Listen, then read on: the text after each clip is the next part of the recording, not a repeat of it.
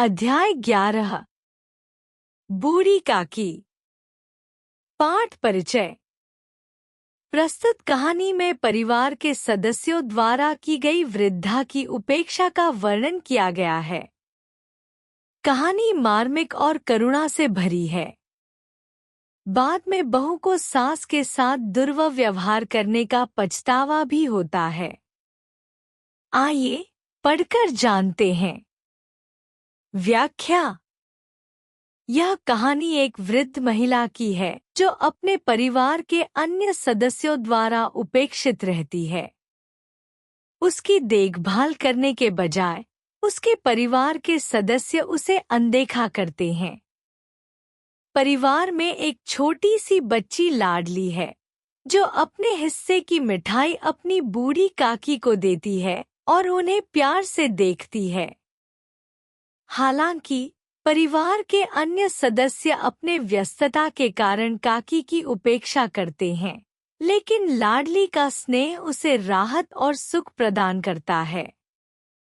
बाद में बहू रूपा को अपनी मानसास के साथ किए गए बुरे व्यवहार पर पछतावा होता है। यह कहानी हमें यह सिखाती है कि हमें अपने बुजुर्गों के साथ सहानुभूति और सम्मान के साथ पेश आना चाहिए। कठिन शब्दार्थ। उपेक्षा, नजरअंदाज करना, अनदेखा करना। लोलुपता, किसी वस्तु या स्वार्थ के प्रति अत्यधिक लालच। रक्षागार, बचाव स्थान, सुरक्षा। व्याकुल, चिंतित, परेशान। निर्लज्जता, लज्जा का अभाव, शर्म न करना। संतोष, संतुष्टि, खुश होना। स्वार्थपरता, केवल स्वयं के लाभ को ध्यान में रखना। उनके पतिदेव को स्वर्ग सिधारे कालांतर हो चुका था। बेटे तरुण रो रो कर चल बसे थे। अब एक भतीजे के सिवाय उनका और कोई न था। उसी भतीजे के नाम उन्होंने अपनी सारी संपत्ति लिख दी। भतीजे ने सारी संपत्ति लिखाते समय खूब लंबे चौड़े वायदे किए। व्याख्या। कहानी की शुरुआत एक वृद्धा के बारे में है जिनके पतिदेव का निधन हो चुका था और उनका बेटा भी मृत्यु को प्राप्त हो चुका था। अब वे अकेली रह गई थी और केवल उनका भतीजा ही उनका सहारा था। वृद्धा ने अपनी सारी संपत्ति अपने भतीजे के नाम लिख दी थी, क्योंकि भतीजे ने वादे किए थे कि वह उनकी देखभाल करेगा और उनकी जरूरतों का ध्यान रखेगा।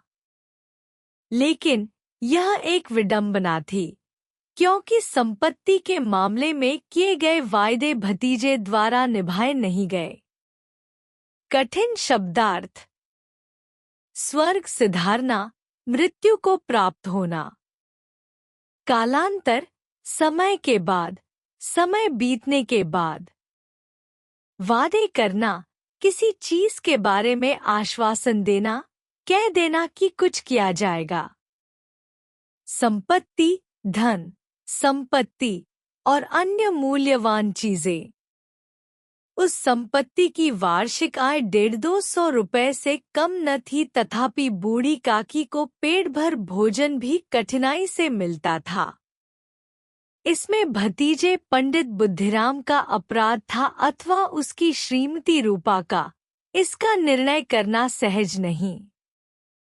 बुद्धिराम स्वभाव से सज्जन थे, किंतु उसी समय तक जब तक उनके कोष पर कोई आंच न आए।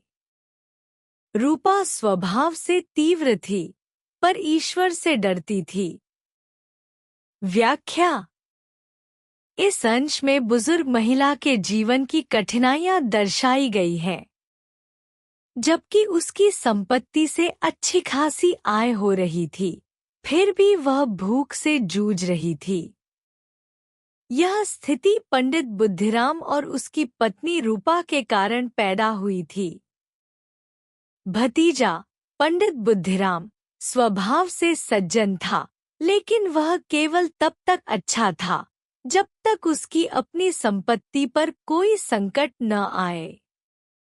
रूपा का स्वभाव तीव्र था, लेकिन वह धार्मिक थी और ईश्वर से डरती थी। इस अंश से यह संकेत मिलता है कि हालांकि परिवार के लोग बुजुर्ग महिला का ख्याल रखते थे, लेकिन उनकी असल स्थिति इतनी भी अच्छी नहीं थी जितनी कि संपत्ति से प्रतीत हो रही थी। कठिन शब्दार्थ। वार्षिक आय, एक वर्ष में प्राप्त होने वाली धनराशि। पेट भर भोजन, पर्याप्त भोजन। सज्जन, अच्छा, नेक। स्वभाव, व्यक्ति का आंतरिक चरित्र। तीव्र, गुस्सैल, तीखा या तेज स्वभाव। कोष, धन का संग्रह, खजाना। संपूर्ण परिवार में यदि काकी से किसी को अनुराग था तो वह बुद्धिराम की छोटी लड़की लाडली थी। लाडली अपने दोनों भाइयों के भय से अपने हिस्से की मिठाई चबैना बूढ़ी काकी के पास बैठकर खाया करती थी। यही उसका रक्षागार था। व्याख्या। इस अंश में लाडली के और बूढ़ी काकी के बीच एक मजबूत संबंध को दर्शाया गया है। लाडली, जो कि बुद्धिराम की छोटी बेटी थी, अपने भाइयों के डर से काकी के पास जाकर अपनी मिठाई और चबैना खाती थी। काकी का घर लाडली के लिए सुरक्षा का स्थान था, जहां वह आराम से बैठकर खा सकती थी और उसे किसी प्रकार का भय नहीं होता था। यह भावनात्मक संबंध बताता है कि लाडली काकी के साथ जुड़ी हुई थी और उसे अपनी भावनाओं की शांति वहां मिलती थी, जबकि परिवार के अन्य सदस्य उससे दूर रहते थे। कठिन शब्दार्थ। अनुराग, प्रेम, स्नेह। चबैना, खाने की हल्की सामग्री जैसे स्नैक्स या छोटे भोजन। रक्षागार, सुरक्षित स्थान जहां किसी को खतरा नहीं होता। यद्यपि काकी की शरण उनकी लोलुपता के कारण बहुत महंगी पड़ती थी, तथापि भाइयों के अन्याय से कहीं सुलभ थी। इसी स्वार्थानुकूलिता ने उन दोनों में सहानुभूति का आरोपण कर दिया था। व्याख्या। इस अंश में लेखक ने काकी और लाडली के रिश्ते को दर्शाया है। काकी की शरण लाडली के लिए एक प्रकार से सुरक्षित और सुकून देने वाली थी, लेकिन यह भी सच्चाई थी कि काकी को अपने भाग्य में उपेक्षा का सामना करना पड़ा था। लाडली, जो कि एक प्यारी और निरीह बच्ची थी, अपनी मिठाई आदि को काकी के पास बैठकर खाती थी। हालांकि यह शरण काकी की लोलुपता, लालच के कारण महंगी पड़ती थी, परंतु काकी को भाइयों के अन्याय से राहत मिलती थी। यही स्वार्थ की भावना लाडली और काकी के बीच सहानुभूति और समर्थन का कारण बन गई थी, जिससे दोनों एक दूसरे के प्रति संवेदनशील और जुड़े हुए थे। कठिन शब्दार्थ। लोलुपता, लालच, अधिक प्राप्ति की इच्छा। सुलभ, आसानी से उपलब्ध, सरल। स्वार्थानुकूलिता, स्वार्थ के अनुरूप स्वयं के लाभ के लिए किया गया व्यवहार। आरोपण, आरोपित करना, किसी विचार या भावना का प्रभाव डालना। रात का समय था। बुद्धिराम के द्वार पर शहनाई बज रही थी। आज बुद्धिराम के बड़े लड़के मुखराम का तिलक आया है। यह उसी का उत्सव है। घर के भीतर स्त्रियां गा रही थी और रूपा मेहमानों के लिए भोजन के प्रबंध में व्यस्त थी। भट्टियों पर कड़ाह रखे थे। व्याख्या। यह अंश घर में होने वाले उत्सव की झलक दिखाता है। बुद्धिराम के घर में रात का समय था और वे अपने बड़े बेटे मुखराम के तिलक समारोह की तैयारी कर रहे थे। घर के वातावरण में खुशी और उल्लास था। शहनाई बज रही थी और स्त्रियां गा रही थी। रूपा, जो घर की प्रमुख स्त्री थी, वह मेहमानों के लिए भोजन तैयार करने में व्यस्त थी। भट्टियों पर कड़ाह रखे गए थे जिनमें विभिन्न पकवान बनाए जा रहे थे। इस अंश में खुशी का माहौल और घर के सदस्यों द्वारा उत्सव को मनाने की प्रक्रिया को दर्शाया गया है। कठिन शब्दार्थ। शहनाई एक प्रकार का संगीत वाद्य यंत्र जो खुशियों के मौके पर बजाया जाता है। तिलक शुभ अवसरों पर किसी व्यक्ति को आशीर्वाद देने का परंपरागत रिवाज। उत्सव खुशी का अवसर, जश्न। प्रबंध व्यवस्था, आयोजन। कड़ा बड़ा बर्तन जिसमें भोजन या अन्य सामग्री पकाने के लिए रखा जाता है। एक में पूरियां चौड़ियां निकल रही थी, दूसरे में अन्य पकवान बन रहे थे। एक बड़े हंडे में मसालेदार तरकारी पक रही थी। घी और मसाला की क्षुधावर्धक सुगंध चारों ओर फैली हुई थी। व्याख्या। यह अंश घर में हो रही तैयारी और खुशी के माहौल को बयां करता है। यहाँ पर विभिन्न प्रकार के पकवान तैयार हो रहे थे। कुछ कचौड़ियाँ और पूरियां बन रही थी, जबकि दूसरी ओर मसालेदार तरकारी पक रही थी। यह पूरी प्रक्रिया स्वादिष्ट और स्वाद से भरे भोजन की खुशबू से घर को महका रही थी। घी और मसालों की सुगंध वातावरण में फैली हुई थी, जो उत्सव के माहौल को और भी बढ़ा रही थी। कठिन शब्दार्थ। पूरियां आटे से बनी हुई तली हुई गोल रोटी। कचौड़ियाँ तली हुई सर्पिल आकार की पंखुड़ी जैसी रोटी, जिसमें मसाले भरकर तैयार किया जाता है। पकवान विभिन्न प्रकार के खाद्य पदार्थ, विशेषकर स्वादिष्ट। हंडा बड़ा बर्तन, खासकर खाना पकाने के लिए। मसालेदार तरकारी, मसालों के साथ बनाई गई सब्जी। क्षुधावर्धक भूख को बढ़ाने वाली, खाने की इच्छा जागृत करने वाली। सुगंध खुशबू, गंध। बूढ़ी काकी अपनी कोठरी में शोकमय विचार की भांति बैठी हुई थी। यह स्वाद मिश्रित सुगंध उन्हें बेचैन कर रही थी। वे मन ही मन विचार कर रही थी, संभवतः मुझे पूरियां न मिलेंगी। इतनी देर हो गई, कोई भोजन लेकर नहीं आया। मालूम होता है सब लोग भोजन कर चुके हैं। मेरे लिए कुछ न बचा। यह सोचकर उन्हें रोना आया, परंतु अपशकुन के भय से वे रो न सकीं। व्याख्या। इस अंश में बूढ़ी काकी की मानसिक स्थिति का वर्णन किया गया है। वह अपने कमरे में अकेले बैठी हुई हैं और उनके मन में भोजन के लिए चिंताएं हैं।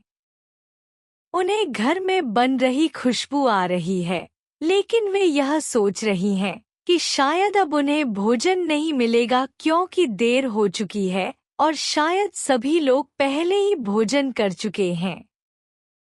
यह सोचकर उनकी आंखों में आंसू आ जाते हैं, लेकिन अपशकुन के डर के कारण वे रो नहीं पाती। यह दृश्य उनके अकेलेपन और उपेक्षा को दर्शाता है। कठिन शब्दार्थ। कोठरी छोटा कमरा या कक्ष। शोकमय दुख और परेशानी से भरा हुआ। स्वाद मिश्रित सुगंध खाने का स्वाद और सुगंध जो एक साथ मिलकर मन को आकर्षित करते हैं। बेचैन अशांत चिंतित। अपशकुन बुरा संकेत किसी अनहोनी का डर। बूढ़ी काकी की कल्पना में पूरियों की तस्वीर नाचने लगी। खूब लाल लाल, फूली फूली, नरम नरम होंगी। एक पूरी मिलती तो जरा हाथ में लेकर देखती। क्यों न चलकर कड़ाह के सामने ही बैठूं। पूरियां छन छन कर तैयार होंगी। व्याख्या। इस अंश में बूढ़ी काकी की मानसिक स्थिति का वर्णन किया गया है। वह अपने भूख और चिंता के कारण अपनी कल्पना में स्वादिष्ट पूरियों की तस्वीर बना रही हैं। उनके मन में ये ख्याल आ रहे हैं कि पूरियां लाल और नरम होंगी और वह सोच रही हैं कि एक पूरी उठाकर हाथ में लेकर देखेंगी। उनकी यह मानसिकता उनके अकेलेपन और भूख को दर्शाती है। यह दृश्य दिखाता है कि किस तरह वृद्धा अपने दिन प्रतिदिन की उम्मीदों और इच्छाओं में खो जाती हैं, जबकि वास्तविकता में वह अपनी उपेक्षा और भूख से जूझ रही होती हैं। कठिन शब्दार्थ। कल्पना, मन में किसी चीज या स्थिति का चित्रण करना। पूरियां एक प्रकार का भारतीय पकवान जो आटे से बनाई जाती हैं। चिनचिन कर छनने की आवाज या सामग्री का तैयार होने की प्रक्रिया। फूली फूली, पूर्ण रूप से फूली हुई, जैसे पूरियां जो गर्म होने पर फूल जाती हैं। कड़ाह से गरम गरम निकालकर थाल में रखी जाती होंगी। इस प्रकार निर्णय करके बूढ़ी काकी उकड़ू बैठकर हाथों के बल सरकती हुई बड़ी कठिनाई से चौखट से उतरी और धीरे धीरे रेंगती हुई कड़ाह के आसपास आ बैठी। व्याख्या। इस अंश में बूढ़ी काकी की स्थिति और उनके शारीरिक कठिनाई को दर्शाया गया है।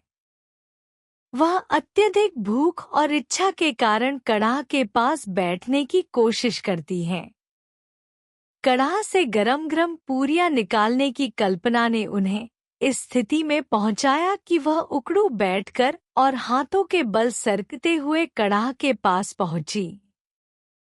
इस दृश्य में उनकी शारीरिक कमजोरी और असहाय स्थिति दिखाई देती है। उनकी यह यात्रा उनकी भूख, उम्मीद और असहायता का प्रतीक है, जो उनके जीवन के दुखद पहलुओं को उजागर करता है। कठिन शब्दार्थ। कड़ाह एक प्रकार का बर्तन जिसमें खाने का सामान पकाया जाता है, विशेषकर पकवान। उकड़ू बैठना, पैरों को मोड़कर घुटनों के ऊपर बैठना।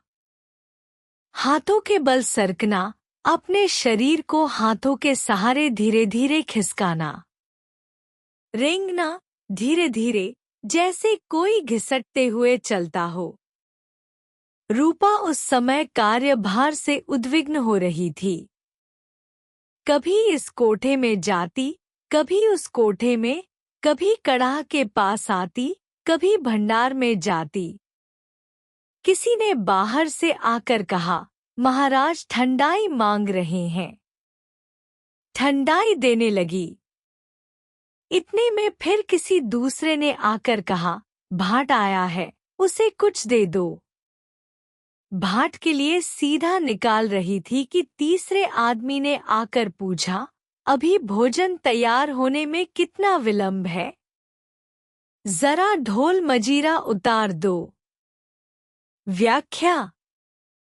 इस अंश में रूपा की स्थिति को दर्शाया गया है।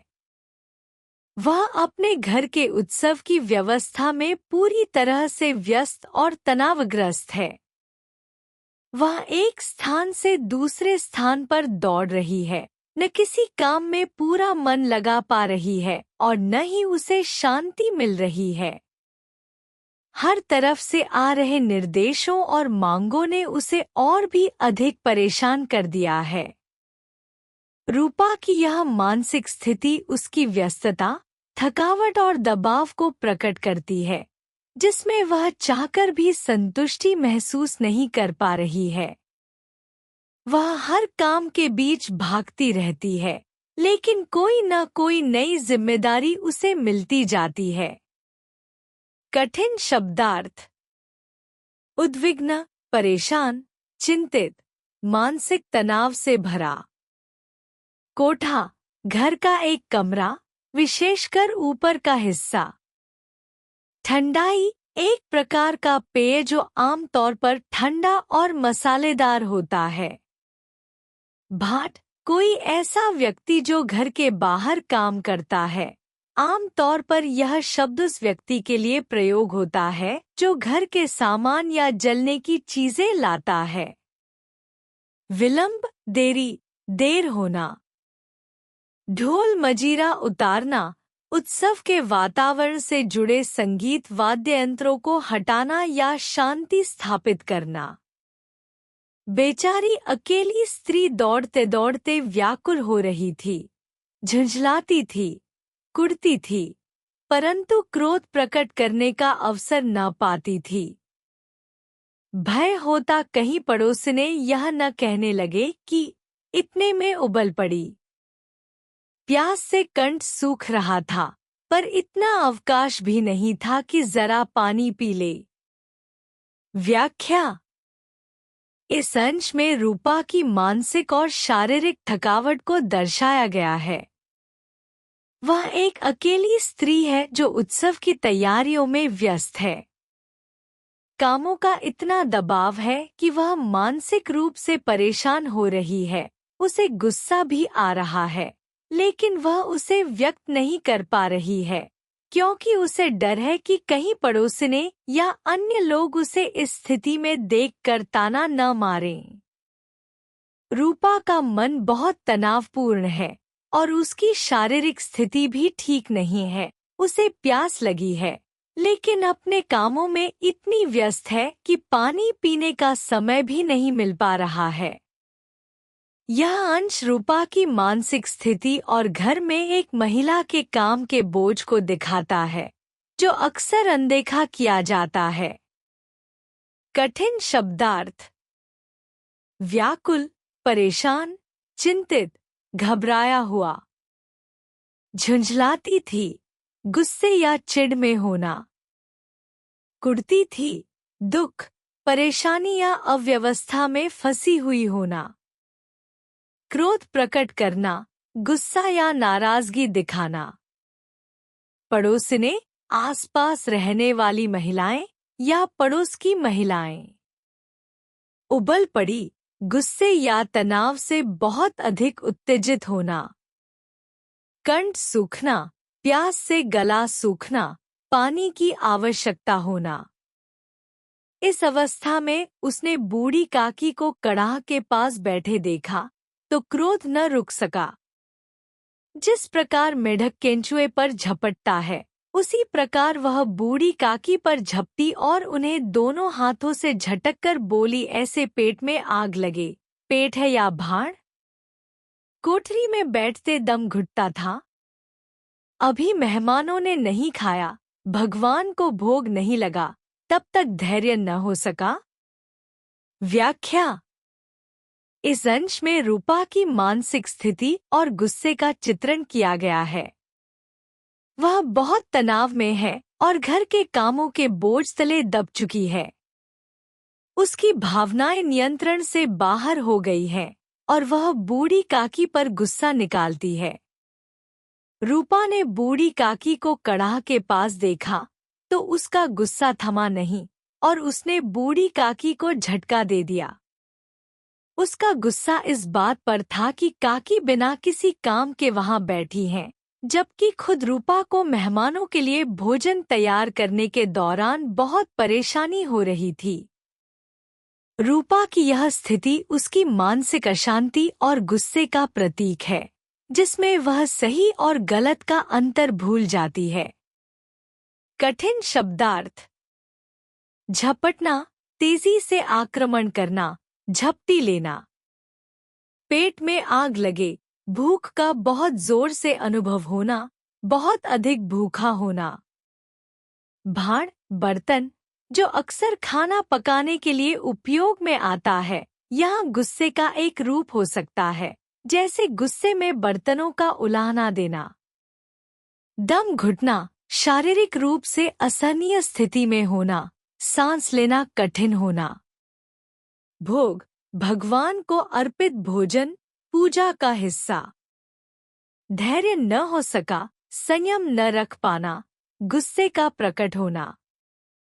भला चाहती हो तो जाकर कोठरी में बैठो। जब घर के लोग खाने लगेंगे तब तुम्हें भी मिलेगा। तुम कोई देवी नहीं हो कि चाहे किसी के मुंह में पानी न जाए, परंतु तुम्हारी पूजा पहले ही हो जाए। बूढ़ी काकी ने सिर उठाया, न रोई न बोली, चुपचाप रेंगती हुई अपनी कोठरी में चली गई। व्याख्या। इस अंश में रूपा की असंवेदनशीलता और बूढ़ी काकी की मजबूरी को दर्शाया गया है। रूपा अपने गुस्से में बूढ़ी काकी को यह कहकर अपमानित करती है कि वह देवी नहीं है, इसलिए उनका भोजन पहले नहीं दिया जाएगा। वह कहती है कि जब घर के लोग खा लेंगे तब उसे भी भोजन मिलेगा। रूपा का यह व्यवहार उसकी क्रूरता और खुदगर्जी को दर्शाता है। बूढ़ी काकी ने चुपचाप सिर उठाया और बिना किसी प्रतिक्रिया के अपनी कोठरी में चली गईं, जिससे उनकी निराशा और अकेलापन झलकता है। उन्होंने कोई शब्द नहीं कहा क्योंकि उनकी स्थिति बहुत निचली हो गई थी। उनका यह मौन उनकी दयनीय स्थिति और अपमान का प्रतीक है। कठिन शब्दार्थ। भला चाहती हो, अगर तुम्हारा उद्देश्य अच्छा है, तुम्हारी इच्छा अच्छी है। कोठरी, कमरा, यहाँ बूढ़ी काकी का कमरा। रेंगती हुई, धीमी गति से चलना, विशेषकर तब जब शरीर कमजोर हो। पूजा, सम्मान या पूजा, यहाँ रूपा बूढ़ी काकी के लिए कोई सम्मान नहीं दिखा रही है। सिर उठाना, सिर उठाना, किसी की बेइज्जती के बाद उसका सामना करना। भोजन तैयार हो गया है। आंगन में पत्तलें पड़ गई, मेहमान खाने लगे। स्त्रियों ने जेवनार गीत गाना आरंभ कर दिया। मेहमानों के नाई और सेवकगण भी उसी मंडली के साथ कितु कुछ हटकर भोजन करने बैठे थे, परंतु सभ्यतानुसार जब तक सब के सब खा न चुके, कोई उठ नहीं सकता था। व्याख्या। इस अंश में भोज की तैयारियों और उसमें हो रहे आयोजन का विवरण है। आंगन में पत्तलें, पत्तियां या पत्तल पर भोजन बिछाई जाती हैं और मेहमान भोजन करने बैठते हैं। स्त्रियां जेवनार गीत गाकर माहौल को और भी जीवंत बना देती हैं। यहाँ मेहमानों के नाई और सेवकगण भी शामिल होते हैं, लेकिन वे थोड़ा अलग बैठकर भोजन करते हैं। फिर भी सामाजिक रीति के अनुसार कोई भी तब तक नहीं उठ सकता जब तक सभी ने भोजन न कर लिया हो। यह रीति संस्कार और सामाजिक आदर्श को दर्शाता है कि भोजन के समय एक समानता और सभ्यता होनी चाहिए, जहाँ किसी को भी अन्य से पहले नहीं उठने दिया जाता। कठिन शब्दार्थ। पत्तले, पत्तल, वो चपटी लकड़ी की थाली जिस पर भोजन रखा जाता है। जेवनार गीत, यह गीत विशेष रूप से भोजन के समय गाए जाते हैं, जिसे जेवनार गीत कहा जाता है। सभ्यतानुसार, सभ्यता और आदर्शों के अनुसार। मंडली, समूह, लोग जो एकत्रित होते हैं। उठना, यहाँ भोजन करने के बाद उठने का अर्थ है मेज से हटना। दो एक मेहमान जो कुछ पढ़े लिखे थे, सेवकों के दीर्घाहार पर झुंझला रहे थे। बूढ़ी काकी अपनी कोठरी में जाकर पश्चाताप कर रही थी। उन्हें रूपा पर क्रोध नहीं था, अपनी जल्दबाजी पर दुख था। अब जब तक कोई बुलाने न आएगा, न जाऊंगी। मन ही मन इस प्रकार का विचार कर वे बुलाने की प्रतीक्षा करने लगी। व्याख्या। इस अंश में बूढ़ी काकी के मन की स्थिति का चित्रण किया गया है। वे इस बात से दुखी थी कि जल्दी में अपने अधिकारों को छोड़ने के कारण उन्हें खाना नहीं मिला। हालांकि वे रूपा पर कोई क्रोध नहीं रखती क्योंकि उन्होंने जानबूझकर किसी के लिए कोई गलत नहीं किया था। वे सिर्फ अपनी जल्दबाजी और अव्यवस्थित स्थिति को लेकर पछता रही थी। अब वे खुद को शांत करने की कोशिश कर रही हैं और यह सोच रही हैं कि जब तक कोई उन्हें बुलाकर न ले आए तब तक वे नहीं जाएंगी। यह उनका दुख और आत्मविश्लेषण है कि वे किस तरह से खुद को सम्मानित महसूस कर सकती हैं। कठिन शब्दार्थ। दीर्घाहार, लंबा भोजन या लंबा वक्त लेकर भोजन करना। इस संदर्भ में सेवकों का लंबा समय भोजन पर चर्चा करना। पश्चाताप, पछतावा, कोई गलती करने के बाद आत्ममंथन करना। क्रोध, गुस्सा, नाराजगी। जल्दबाजी, जल्दबाजी से काम करना, कोई कार्य बिना सोचे समझे करना। मन ही मन, चुपके से, बिना किसी से कहे, अपने मन में ही सोचना। प्रतीक्षा, इंतजार, किसी का इंतजार करना। उन्हें एक एक पल एक एक युग के समान मालूम होता था। अब पत्तल बिछ गई होंगी। अब मेहमान आ गए होंगे। लोग हाथ पैर धो रहे हैं, नाई पानी दे रहा है। मालूम होता है लोग खाने बैठ गए। जेवनार गाया जा रहा है। यह विचार कर वे मन को बहलाने के लिए लेट गईं। धीरे धीरे एक गीत गुनगुनाने लगी। अवश्य ही लोग खा पी कर चले गए। मुझे कोई बुलाने नहीं आया। वह स्वयं ही चलने के लिए तैयार हुई। व्याख्या।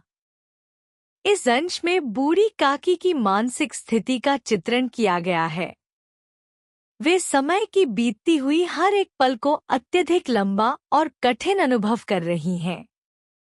उनका मन यह सोचते सोचते रुकता नहीं कि अब तक क्या हुआ होगा। मेहमान खाना खा रहे होंगे, नाई पानी दे रहा होगा और लोग भोजन के लिए बैठ गए होंगे। उनके मन में यह विचार भी आता है कि शायद उन्हें कोई बुलाकर खाने के लिए नहीं लाया। यह सोचकर वे अपने दुख और अकेलेपन से बाहर निकलने की कोशिश करती हैं और खुद को शांत करने के लिए एक गीत गुनगुनाती हैं। फिर वे सोचती हैं कि शायद लोग खा पी कर जा चुके होंगे और उन्हें खुद ही उठकर जाने का मन करता है। कठिन शब्दार्थ। युग के समान, समय का अत्यधिक लंबा और कष्टपूर्ण महसूस होना। पत्तल, प्लेट, जिसमें भोजन रखा जाता है। नाई, वह व्यक्ति जो बाल काटने का काम करता है। जेवनार, भोजन के समय गाए जाने वाला गीत।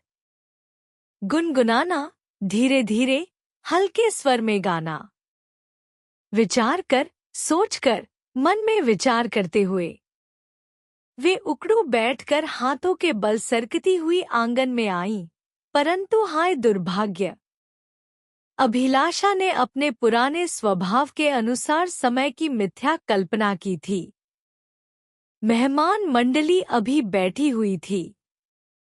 कोई खाकर उंगलियां चाटता था, कोई तिरछी नजरों से देखता था कि और लोग अभी खा रहे हैं या नहीं। इतने में बूढ़ी काकी रेंगती हुई उनके बीच में आ पहुंची। व्याख्या। इस अंश में बूढ़ी काकी की निराशा और पीड़ा का चित्रण किया गया है। वे उम्मीद और आशा के साथ आंगन में आती हैं, यह सोचकर कि भोजन शायद अब समाप्त हो चुका है और उन्हें भी बुलाया जाएगा। लेकिन दुर्भाग्य से उनकी कल्पना गलत होती है। मेहमान अभी तक भोजन कर रहे होते हैं और काकी को यह देखकर और अधिक दुख होता है। उनका शरीर कमजोर था, इसलिए वे उकड़ू बैठकर धीरे धीरे हाथों के बल रेंगते हुए आंगन में आईं। जब वे भोजन करने वाले मेहमानों के पास पहुंचती हैं, तो वे देखती हैं कि कुछ लोग खाकर उंगलियां चाट रहे होते हैं और कुछ लोग यह देख रहे होते हैं कि बाकी लोग अभी खा रहे हैं या नहीं। यह स्थिति काकी के लिए और भी कष्टकारी हो जाती है क्योंकि वह अपनी उम्मीद के विपरीत परिस्थितियों का सामना करती है। कठिन शब्दार्थ। उकटू बैठकर, घुटनों के बल बैठकर, जिससे शरीर का संतुलन नहीं रहता। अभिलाषा, इच्छा, आकांक्षा। मिथ्या कल्पना, झूठा या गलत अनुमान। तिरछी नजरें, आंखों से चुपके से देखना, कुत्सित या उपेक्षात्मक दृष्टि से देखना। रेंगती हुई, धीरे धीरे या पेट के बल चलते हुए। कई आदमी चौंक कर उठ खड़े हुए। पुकारने लगे, अरे यह बुढ़िया कौन है? यहाँ कहाँ से आ गई? देखो किसी को छू न दे। पंडित बुद्धिराम काकी को देखते ही क्रोध से तिलमिला गए। पूरियों का थाल लिए खड़े थे। थाल को जमीन पर पटक दिया। व्याख्या। इस अंश में बूढ़ी काकी की स्थिति और उनके प्रति परिवार के अन्य सदस्यों के व्यवहार को दर्शाया गया है।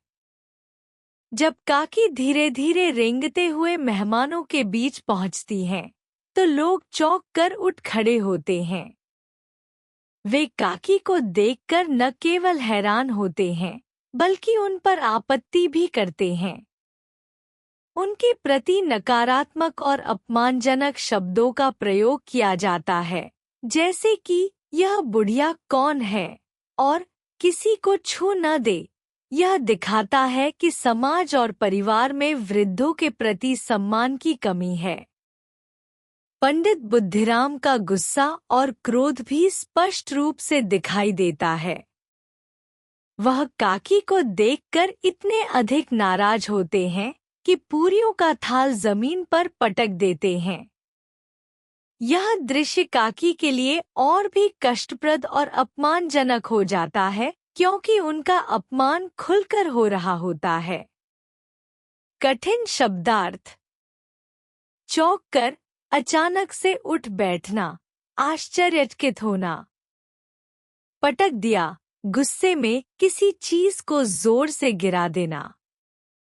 जिस प्रकार निर्दयी महाजन अपने किसी बेईमानी और भगोड़े कर्जदार को देखते ही झपट कर टेंटुआ पकड़ लेता है, उसी तरह लपक कर उन्होंने काकी के दोनों हाथ पकड़े और घसीटते हुए ले जाकर उन्हें अंधेरी कोठरी में धम से पटक दिया। आशा रूपी वाटिका लू के एक झोंके में नष्ट विनष्ट हो गई। व्याख्या। यह अंश बूढ़ी काकी के साथ किए गए दुर्व्यवहार को अत्यधिक क्रूरता से दर्शाता है। पंडित बुद्धिराम काकी को देखकर इतने गुस्से में आ जाते हैं कि एक निर्दयी महाजन की तरह, जो अपने कर्जदार को पकड़कर सजा देता है, वह भी काकी को लपक कर पकड़ते हैं और उन्हें घसीटते हुए अंधेरे कमरे में डाल देते हैं।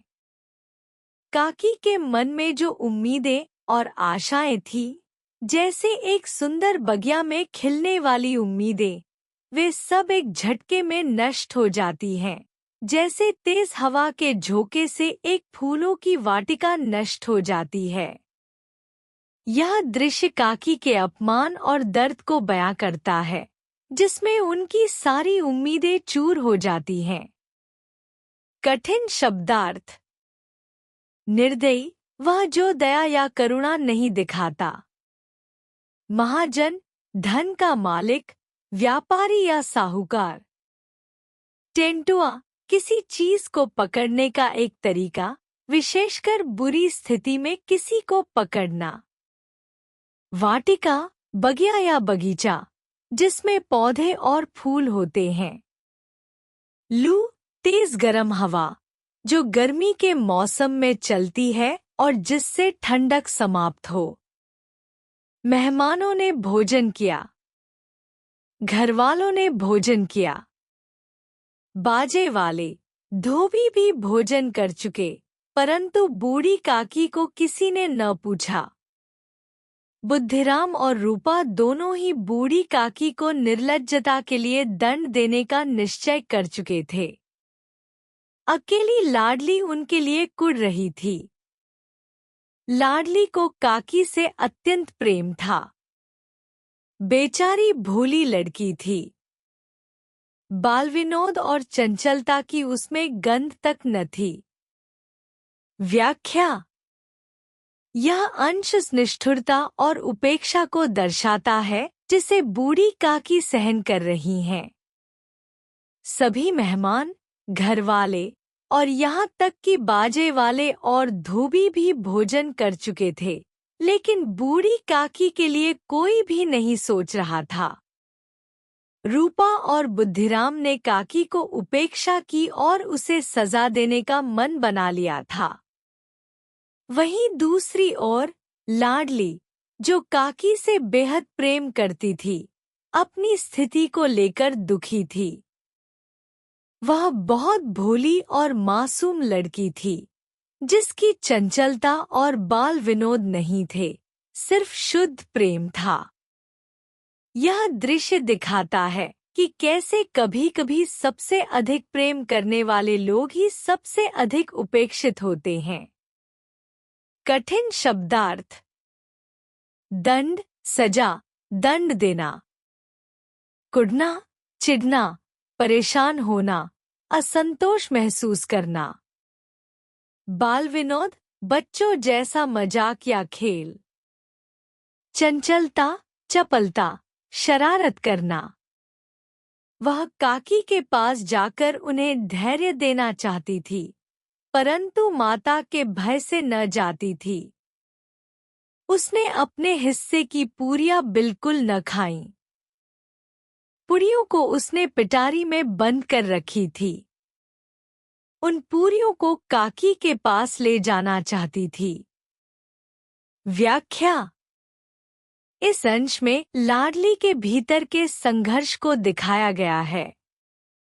वह बूढ़ी काकी से बेहद प्रेम करती है और उन्हें सहानुभूति देना चाहती है, लेकिन अपनी माँ रूपा के डर से वह काकी के पास नहीं जा पाती। लाडली ने अपने हिस्से की पूरियां भी नहीं खाईं, क्योंकि वह जानती थी कि काकी को भोजन की आवश्यकता है। उसने उन पूरियों को पिटारी में बंद कर रखा ताकि जब काकी को जरूरत हो, वह उन्हें दे सके। यह दर्शाता है कि लाडली के दिल में अपने परिवार के अन्य सदस्यों से अधिक अपनी काकी के लिए सच्ची करुणा और प्रेम है। कठिन शब्दार्थ: धैर्य, संतुलन, संयम, शांति से किसी कठिन स्थिति को सहना। पिटारी एक प्रकार का बक्सा जिसमें चीजें बंद की जाती हैं। रात के 11 बज गए थे। रूपा आंगन में पड़ी सो रही थी। लाडली की आंखों में नींद न आती थी। काकी को पूरियां खिलाने की खुशी उसे सोने न देती थी। जब विश्वास हो गया कि अम्मा सो रही हैं, तो वह चुपके से उठी। उसने पिटारी उठाई और बूढ़ी काकी की कोठरी की ओर चली। बूढ़ी काकी को केवल इतना स्मरण था कि किसी ने मेरे हाथ पकड़कर घसीटा। फिर ऐसा मालूम हुआ कि जैसे कोई पहाड़ पर उड़ाए लिए जाता है। व्याख्या: इस अंश में लाडली की निस्वार्थ भावनाओं को दर्शाया गया है। वह अपनी मां की अनुपस्थिति में बूढ़ी काकी की मदद करने के लिए जाग रही थी, क्योंकि काकी को भोजन की आवश्यकता थी। लाडली की आंखों में नींद नहीं आ रही थी, क्योंकि उसे काकी को पूरियां खिलाने की खुशी मिल रही थी।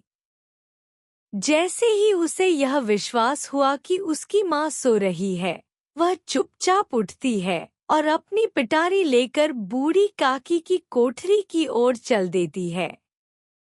बूढ़ी काकी को अपने साथ हुई घटना का स्मरण होता है, जैसे किसी ने उन्हें उठाकर पहाड़ पर उड़ा लिया हो।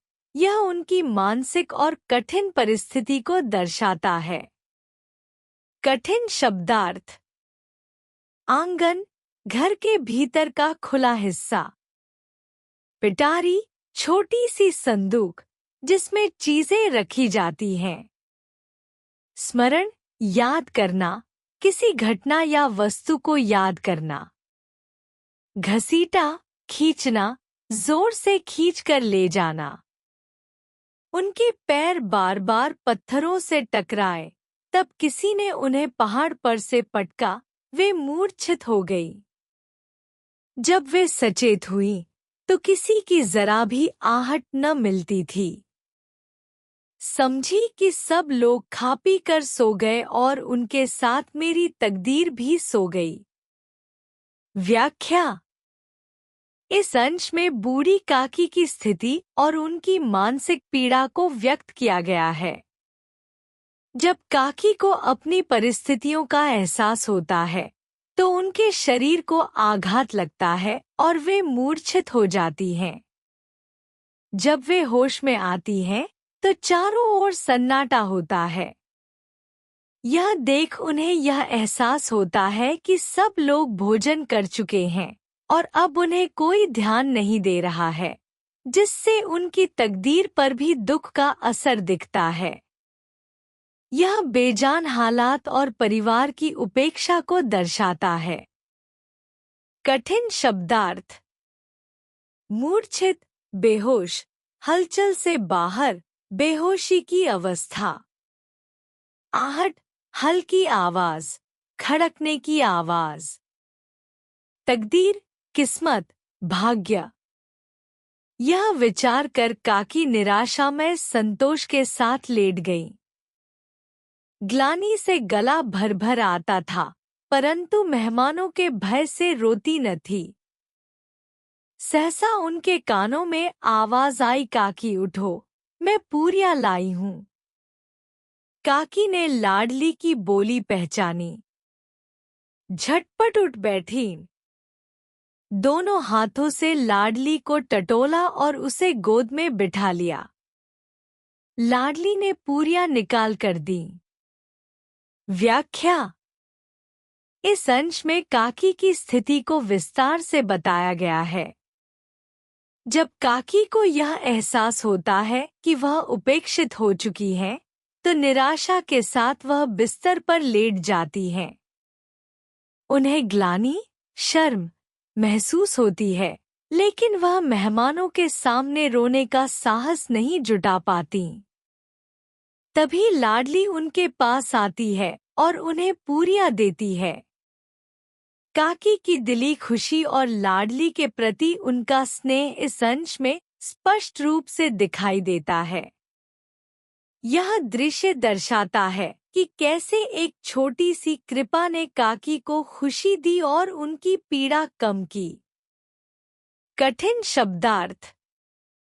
निराशा में, निराशा से भरा हुआ, अवसादित। ग्लानि, शर्म, पछतावा। टटोला, छूकर महसूस करना, हाथ से ढूंढना। स्नेह, प्रेम, लगाव। काकी ने पूछा, क्या तुम्हारी अम्मा ने दी है? लाडली ने कहा, नहीं, ये मेरे हिस्से की हैं। काकी पूरियों पर टूट पड़ी। 5 मिनट में पिटारी खाली हो गई। लाडली ने पूछा, काकी पेट भर गया? जैसे थोड़ी सी वर्षा ठंडक के स्थान पर और भी गर्मी पैदा कर देती है, उसी भांति इन थोड़ी पूरियों ने काकी की क्षुधा और इच्छा को और उत्तेजित कर दिया था। बोली, नहीं बेटी, जाकर अम्मा से और मांग लाओ। व्याख्या। इस अंश में काकी के भात की भूख और लाडली की निस्वार्थ सेवा को दर्शाया गया है। काकी लाडली से पूछती हैं कि क्या यह पूरियां उनकी माँ रूपा ने दी हैं, तो लाडली जवाब देती है कि ये उसकी अपनी हैं। काकी उन पूरियों को बहुत स्वाद से खाती हैं और थोड़ी देर में पूरी पिटारी खत्म कर देती हैं। जब लाडली उनसे पूछती है कि क्या अब उनका पेट भर गया, तो काकी की भूख और इच्छा की आग और बढ़ जाती है। यह घटना उनके अंदर और अधिक भूख और चाहत पैदा करती है। काकी की इच्छाओं का कोई अंत नहीं था और उन्हें फिर से पूरियां मांगने की इच्छा होती है, जिससे उनकी निरंतर भूख और असंतोष की स्थिति को दिखाया जाता है। कठिन शब्दार्थ। क्षुधा, भूख, खाने की इच्छा। उत्तेजित, उत्तेजित, उत्पन्न करना, भावनात्मक रूप से सक्रिय होना। पिटारी, किसी वस्तु को रखने का डब्बा या बक्सा। लाडली ने कहा, अम्मा सोती हैं, जगाऊंगी तो मारेंगी। हृदय महसूस रहा था कि और पूरियां कैसे पाऊं। वे कुछ देर तक उस इच्छा को रोकती रहीं। सहसा लाडली से बोली, मेरा हाथ पकड़कर वहां ले चलो, जहां मेहमानों ने बैठकर भोजन किया है। लाडली उनका अभिप्राय समझ न सकी।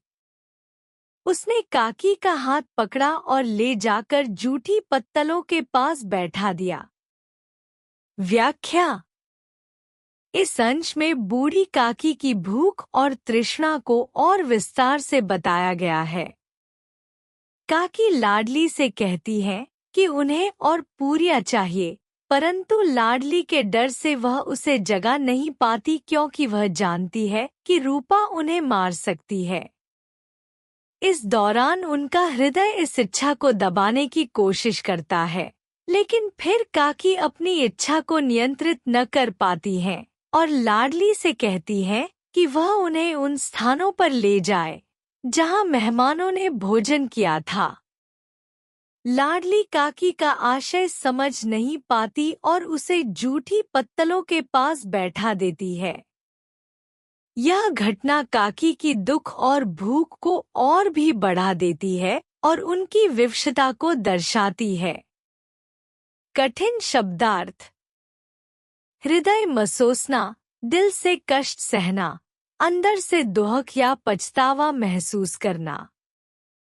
जूठी पत्तल, जिन पत्तलों में खाना खाया जा चुका हो और वे अब गंदे या इस्तेमाल किए गए हों। अभिप्राय, उद्देश्य, इरादा, किसी चीज का मकसद या अर्थ समझना। दीन, क्षुधातुर, हतज्ञान बुढ़िया पत्तलों से पूरियों के टुकड़े चुन चुन कर भक्षण करने लगी। ओह! दही कितना स्वादिष्ट था, कचौड़ियाँ कितनी खस्ता, कितनी सुकोमल।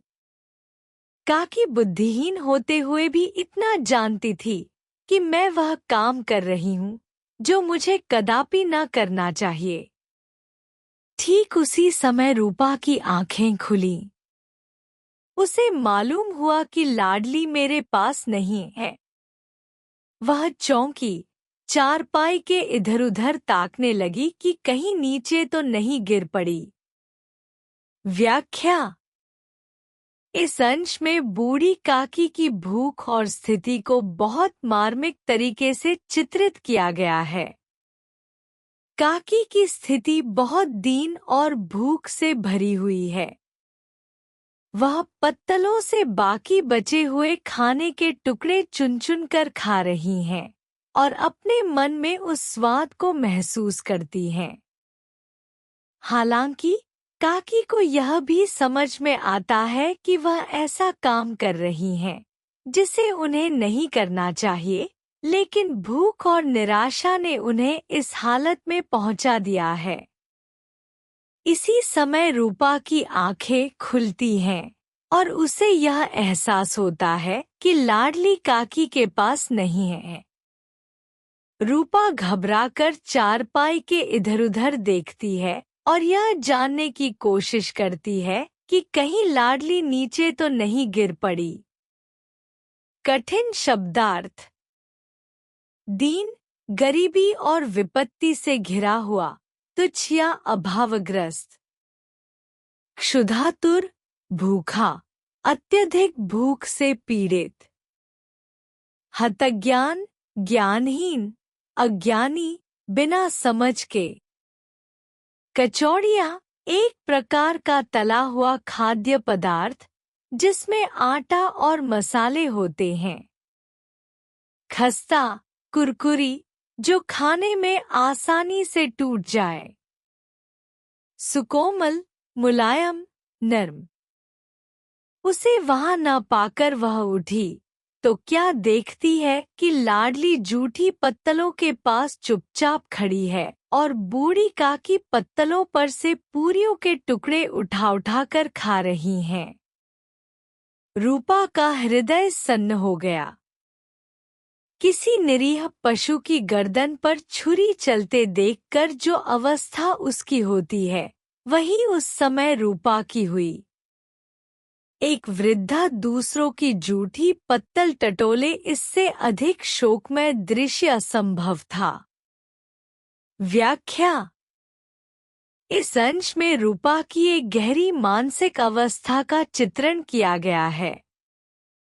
जब रूपा को यह एहसास होता है कि लाडली कहाँ है, तो वह घबराकर उठती है और देखती है कि बूढ़ी काकी जूठी पत्तलों से पूरियों के टुकड़े उठा उठा कर खा रही हैं। यह दृश्य रूपा के लिए अत्यंत शोकजनक होता है, क्योंकि वह यह समझती है कि यह वृद्धा, जो कभी सम्मानित और श्रद्धेय रही होगी, अब इस स्थिति में आ पहुंची है कि दूसरों की जूठी पत्तल से खाना खा रही है। रूपा को यह दृश्य किसी निरीह पशु के कष्ट जैसी स्थिति के रूप में लगता है, जिससे उसकी संवेदनशीलता को गहरी चोट पहुंचती है। कठिन शब्दार्थ।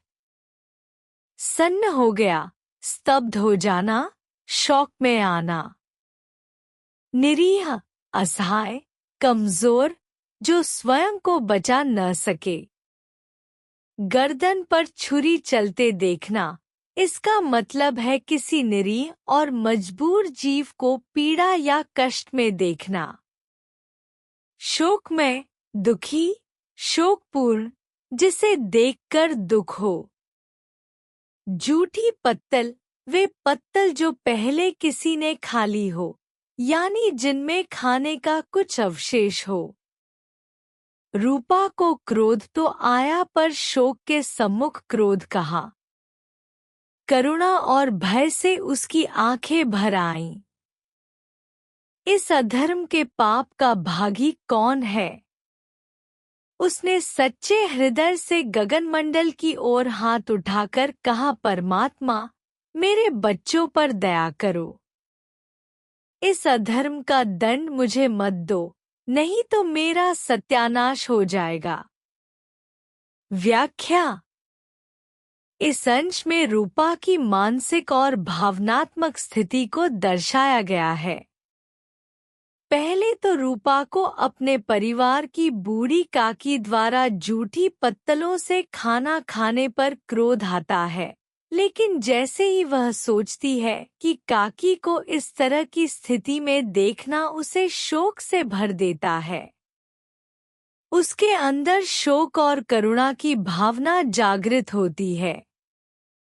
वह स्वयं को पाप का भागी मानते हुए भगवान से प्रार्थना करती है कि वह अपने बच्चों पर दया करे और उसके किए गए पाप का दंड उसे न मिले। रूपा की आंखों में आंसू हैं और वह गहरी आत्मग्लानि महसूस कर रही है। कठिन शब्दार्थ। सम्मुख, सामने, जिस चीज का सामना हो। करुणा, दया, सहानुभूति, जो दूसरों के दुख को समझे और उनके लिए दर्द महसूस करे।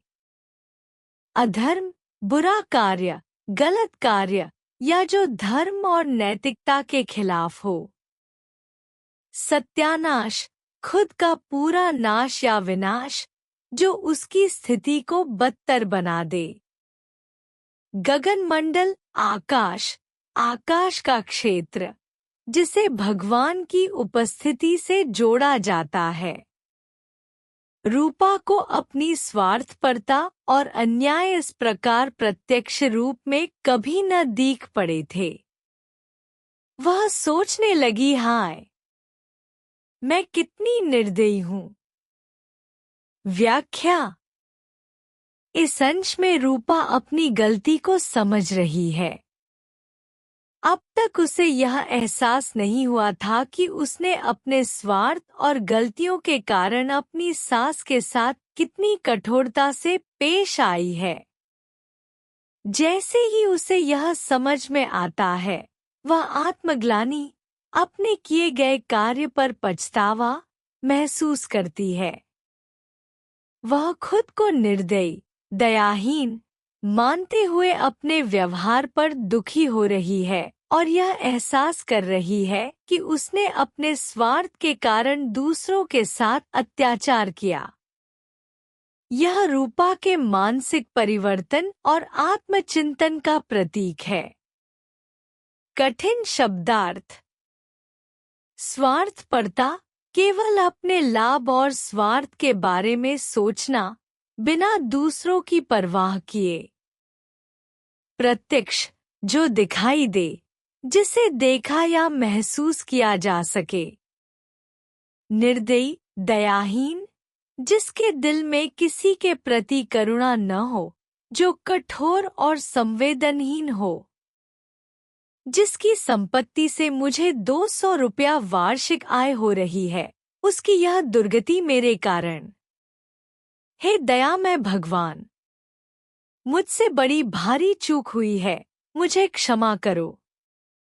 आज मेरे बेटे का तिलक था। सैकड़ों मनुष्यों ने भोजन पाया। मैं उनके इशारों की दासी बनी रही। अपने नाम के लिए सैकड़ों रुपए व्यय कर दिए, परंतु जिसकी बदौलत हजारों रुपए खाए, उसे इस उत्सव में भी भरपेट भोजन न दे सकी। व्याख्या: इस अंश में रूपा अपने किए हुए गलत कार्य पर पछता रही है। उसे यह एहसास हो रहा है कि जिनकी बदौलत उसे बहुत फायदा हुआ, उसकी सास की संपत्ति, उसने उन्हें ही तंग हालात में छोड़ दिया। आज जब उसका बेटा तिलक उत्सव मना रहा था, तब उसने सैकड़ों लोगों को भोजन कराया, लेकिन अपनी सास को, जो उसकी मदद करती रही, भूखा रखा। वह अपने इस कार्य पर खुद को दोषी मानते हुए भगवान से माफी मांग रही है। वह अब यह समझ रही है कि उसने दूसरों को खुश करने के लिए अपने नाम का विज्ञापन किया, लेकिन जिनकी बदौलत वह सुखी थी, उन्हें ही उपेक्षित कर दिया। इस आत्मग्लानि और पछतावे का यह एहसास रूपा के भीतर एक बड़ा बदलाव ला रहा है। कठिन शब्दार्थ: दुर्गति, बुरी स्थिति या दुखद अवस्था। चूक, गलती या भूल। इशारों की दासी, किसी की आज्ञाओं के अनुसार चलने वाली, जो केवल दूसरों के आदेशों पर काम करती हो। व्यय, खर्च करना, खर्च। उत्सव, खुशी का आयोजन, पर्व या समारोह। केवल इसी कारण कि वह वृद्धा असहाय है। रूपा ने दिया जलाया, अपने भंडार का द्वार खोला और एक थाली में संपूर्ण सामग्रियां सजाकर लिए हुए बूढ़ी काकी की ओर चली। उसने कंठावरुद्ध स्वर में कहा, काकी उठो, भोजन कर लो। मुझसे आज बड़ी भूल हुई। उसका बुरा न मानना। परमात्मा से प्रार्थना कर दो कि वह मेरा अपराध क्षमा कर दे। व्याख्या: रूपा अब अपनी गलती समझ चुकी है और उसने खुद को सुधारने का प्रयास किया। उसे यह एहसास हुआ कि उसने अपनी सास को केवल इस कारण भूखा रखा था क्योंकि वह असहाय थी। अब रूपा अपनी कड़ी गलती को महसूस करते हुए अपनी सास से माफी मांगती है। उसने सास के लिए भोजन तैयार किया और उसे बुलाया ताकि वह खा सके। रूपा अपने किए पर पछता रही थी और भगवान से भी प्रार्थना कर रही थी कि उसे उसके अपराध के लिए माफ कर दिया जाए। यह रूपा की तरफ से आत्मस्वीकारोक्ति और सुधार की प्रक्रिया को दर्शाता है। कठिन शब्दार्थ। असहाय, जो किसी से मदद न ले सके, जो खुद से काम न कर सके। कंठावरुद्ध, गले में अवरोध, जिससे आवाज निकलने में कठिनाई हो। भंडार, संग्रह, जहां भोजन या अन्य सामग्रियां रखी जाती हैं। प्रार्थना, भगवान से सहायता या माफी की याचना। अपराध, गलती, पाप, अपराध। भोले भाले बच्चे की भांति, जो मिठाइयाँ पाकर मार और तिरस्कार सब भूल जाता है। बूढ़ी काकी वैसे ही सब भुलाकर बैठी हुई खाना खा रही थी। उनके एक एक रोए से सच्ची सदिच्छाएं निकल रही थी और रूपा बैठी स्वर्गीय दृश्य का आनंद लेने में निमग्न थी। व्याख्या। यह अंश रूपा और उसकी सास के बीच हुए भावनात्मक परिवर्तन को दिखाता है। बूढ़ी काकी, जिनके साथ परिवार ने अत्याचार किया था, अब रूपा से भोजन पाकर सारी तकलीफें और अपमान भूल चुकी थी। वह एक मासूम बच्चे की तरह, जो प्यार और खुशी में सब कुछ भूल जाता है, खाने में मग्न थी। उनकी आंखों में आभार और प्यार की भावनाएं थी, जो रूपा के लिए एक गहरी सदिच्छा को व्यक्त कर रही थी। रूपा ने अब सच्चे दिल से अपनी माँ से माफी मांगी और उनका आदर किया, जो एक स्वर्गीय दृश्य की तरह महसूस हो रहा था। रूपा अब अपने किए पर पछता रही थी और इस दृश्य को देखकर उसकी आत्मा को शांति मिल रही थी। कठिन शब्दार्थ। भोले भाले, सरल, निष्कलंक, जो किसी प्रकार की धोखाधड़ी या बुराई से बचा हुआ हो। मिठाइयाँ, मीठा भोजन, स्वादिष्ट चीजें। तिरस्कार, अपमान, अवमानना। सदिच्छाएं, अच्छे या सच्चे विचार, शुभ इच्छाएं। स्वर्गीय, स्वर्ग से संबंधित, अत्यधिक अच्छा या सुंदर। निमग्न, पूरी तरह से डूबा हुआ, किसी काम में पूरी तरह लगा हुआ। संदेश। वृद्धों के प्रति सहानुभूति पूर्ण एवं सम्मानपूर्ण व्यवहार करना चाहिए। व्याख्या। यह कहानी एक वृद्धा काकी और उसके परिवार के सदस्यों, विशेषकर बहू रूपा के बीच संबंधों पर आधारित है। कहानी में यह दिखाया गया है कि वृद्धों की उपेक्षा और उनके साथ दुर्व्यवहार किस तरह मानसिक कष्ट और पश्चाताप का कारण बनता है। रूपा अपनी व्यस्तताओं में इतनी खो गई थी कि उसने अपनी सास की देखभाल नहीं की। अंत में, जब रूपा को अपनी गलती का एहसास हुआ, तो उसने अपनी सास से माफी मांगी और उन्हें भोजन दिया। इससे यह शिक्षा मिलती है कि वृद्धों का सम्मान करना और उनकी देखभाल करना हमारा कर्तव्य है। वे हमारे समाज और परिवार का अनमोल हिस्सा होते हैं और हमें उनका सम्मान करना चाहिए। कठिन शब्दार्थ। उपेक्षा, किसी की अनदेखी करना, अनादर करना। वृद्धा, बूढ़ी महिला। दुर्व्यवहार, गलत तरीके से व्यवहार करना। पश्चाताप, अपनी गलतियों पर अफसोस करना। स्वार्थानुकूलता, अपने लाभ के लिए दूसरों के साथ संबंध बनाना। निराशा में संतोष, निराश होते हुए भी संतुष्ट होना।